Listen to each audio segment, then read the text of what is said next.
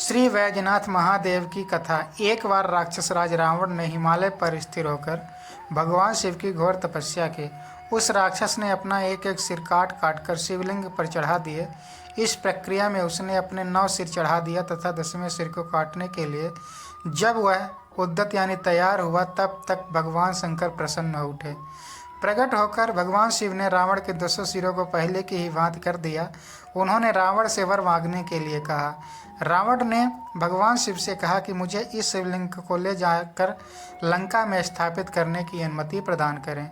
शंकर जी ने रावण को इस प्रतिबंध के साथ अनुमति प्रदान कर दी कि यदि इस लिंग को ले जाते समय रास्ते में धरती पर रखोगे तो वहीं स्थापित यानी अचल हो जाएगा। जब रावण शिवलिंग को लेकर चला तो मार्ग में चिता भूमि में ही उसे लघु शंका यानी पेशाब करने की प्रवृत्ति हुई।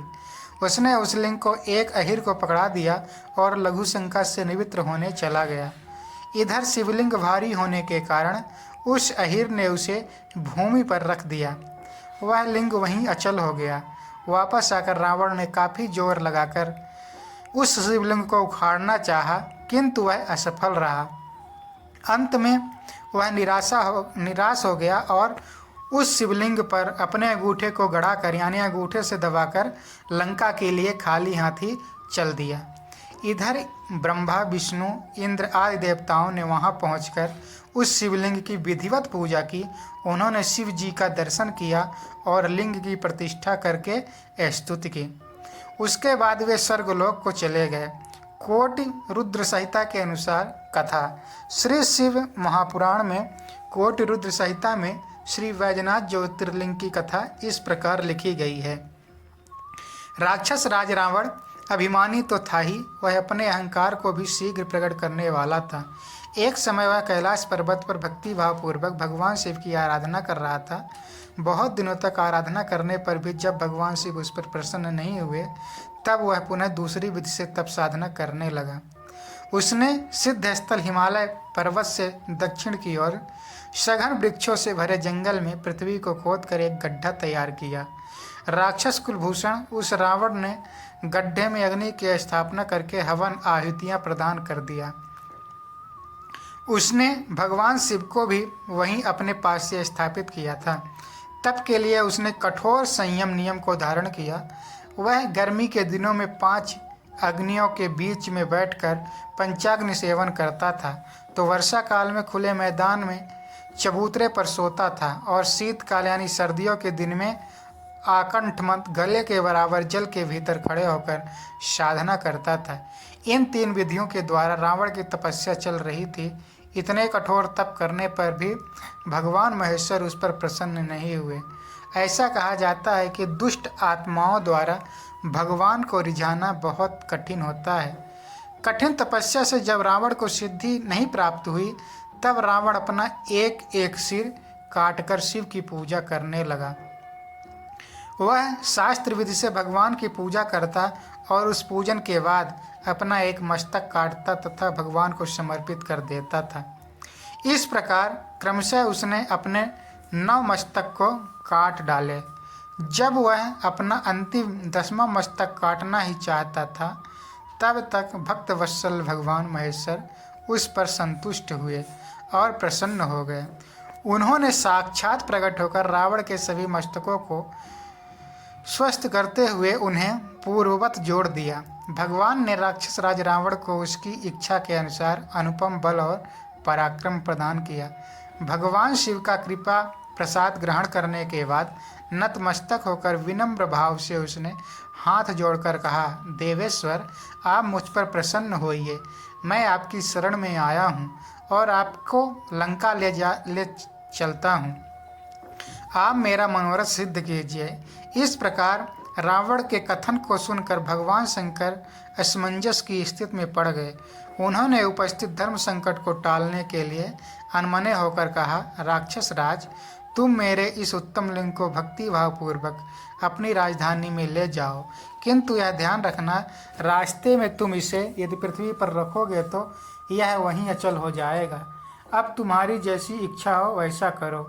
भगवान शिव द्वारा ऐसा कहने पर बहुत अच्छा ऐसा कहता हुआ राक्षस राज रावण उस शिवलिंग को साथ लेकर अपनी राजधानी लंका की ओर चल दिया। भगवान शंकर की माया शक्ति के प्रभाव से उसे रास्ते में जाते हुए मूत्रोत्सर्ग यानी पेशाब करने की प्रबल इच्छा हुई। सामर्थ्यशाली रावण मूत्र के वेग को रोकने में असमर्थ रहा और शिवलिंग को एक ग्वाल के हाथ में पकड़ाकर स्वयं पेशाब करने के लिए बैठ गया। एक मुहूर्त बीतने के बाद वह ग्वाला शिवलिंग के भार से पीड़ित हो उठा और उसने लिंग को पृथ्वी पर रख दिया। पृथ्वी पर रखते ही वह मणिमय शिवलिंग वहीं पृथ्वी में स्थिर हो गया। जब शिवलिंग लोक कल्याण की भावना से वहीं स्थिर हो गया, तब निराश होकर रावण अपनी राजधानी की ओर चल दिया। उसने राजधानी में पहुंचकर शिवलिंग की सारी घटना अपनी पत्नी मंदोदरी से बताई। देवपुर के इंद्र आदि देवताओं और ऋषियों ने लिंग संबंधी समाचार को सुनकर आपस में परामर्श किया और वहां पहुंच गए। भगवान शिव में अटूट भक्ति होने के कारण उन लोगों ने अतिशय प्रसन्नता के साथ शास्त्र विधि से उस लिंग की पूजा की। सभी ने भगवान शंकर का प्रत्यक्ष दर्शन किया। इस प्रकार रावण की तपस्या के फलस्वरूप श्री वैजनाथेश्वर ज्योतिर्लिंग के प्रादुर्भाव हुआ, जिसे देवताओं ने स्वयं प्रतिष्ठित कर पूजन किया। जो मनुष्य श्रद्धा भक्ति पूर्वक भगवान श्री वैजनाथ का अभिषेक करता है, उसका शारीरिक और मानसिक रोग अतिशीघ्र नष्ट हो जाता है। इसीलिए वैजनाथ धाम में रोगियों और दर्शनार्थियों की विशेष भीड़ दिखाई पड़ती है। एक अन्य प्रसंग के अनुसार ब्रह्मा के पुत्र पुलस्त्य सप्तऋषियों में से एक की 3 पत्नियां थीं। पहली से कुबेर, दूसरी से रावण और कुंभकर्ण, तीसरी से विभीषण का जन्म हुआ। रावण ने बल प्राप्ति के निमित्त घोर तपस्या की। शिव ने प्रकट होकर रावण को शिवलिंग अपने नगर तक ले जाने की अनुमति दी।